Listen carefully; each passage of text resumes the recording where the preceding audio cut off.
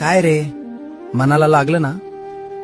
ज्यांच्यासाठी तू अर्ध्या रात्री धावून जातोस, स्वतःची कामं सोडून ज्यांची मदत करतोस, आज तुला गरज असताना त्यांनी तुझे फोन उचलले नाहीत. तुला साधं हो म्हणायला सुद्धा त्यांना वेळ मिळाला नाही.